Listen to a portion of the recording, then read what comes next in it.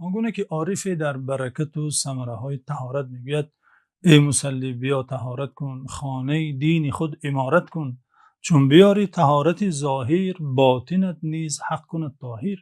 این وقتا وضو میگیری، وقتا طهارت میکنی، وقتا امر خداوند را اجرا می نمایی، خداوند به برکت این طاعتت و قلب تو صفای بیشتر میبخشد، قلب تو را منورتر میسازد. پس نشانه پاکیزگی قلب این است که انسان فرموده های خالقش را احترام نماید، دستورات خداوند عزوجل را به اندازه توانش اجرا نماید و به ذکر و طاعت و تلاوت قرآن مشغول باشد.